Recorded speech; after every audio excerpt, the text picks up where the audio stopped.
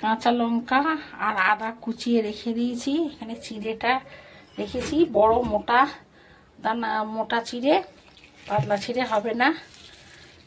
এটা একটু জল দিয়ে অল্প করে একবারই ধোবো, একটু ভালো করে ধুয়ে নেব। আর বাদামটা এখানে ভেজে রেখে দিয়েছি শুকনো খোলায়, খোসাটা ছাড়িয়ে নেব।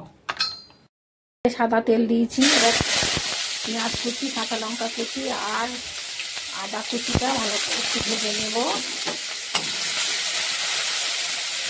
ধুয়ে রেখেছি চিড়েগুলো, মোটা চিড়ে নিতে হবে, সরু চিড়ে জলে দিলেই গলে যাবে, আর এটা মোটা চিড়ে নিলে গলবেও না, যেরম সেরম থাকবে। পরিমাণ মতো লবণ,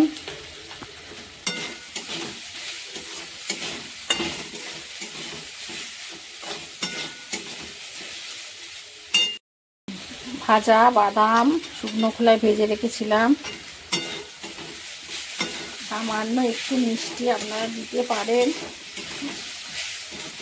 যেটা মিষ্টি খাবে একটু সামান্য 2-4টে দানা ছড়িয়ে দিলে রোজটা ব্যালেন্সটা ঠিক থাকবে, খেতেও ভালো হবে। যারা খায় না, না দিলেও চলবে। হয়ে গেছে, বা নামিয়ে নেব। চিড়ের পোড়াও কেমন লাগলো বন্ধুরা জানাতে ভুলবেন না কেমন লাগলো। বাড়িতে আপনারা এইভাবে একটু করে খান, বাচ্চাদেরও দিন, ভাল লাগবে খেতে।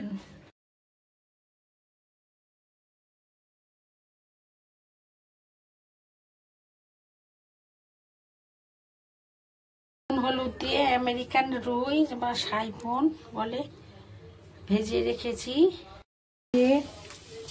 তেজপাতা,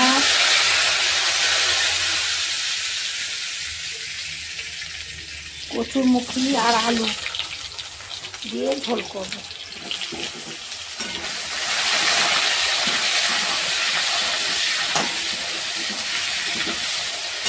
বাটা,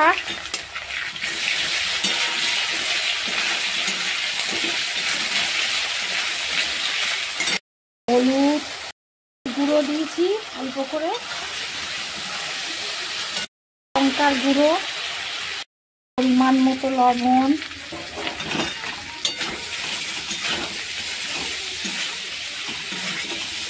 দিয়ে একটু জল দিয়ে দেবো।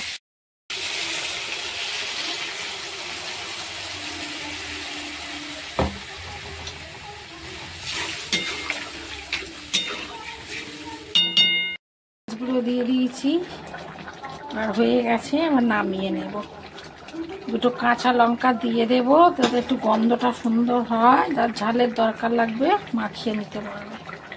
লঙ্কা চিকেন রুয়ে ঝোলটা হয়ে গেছে মাছের,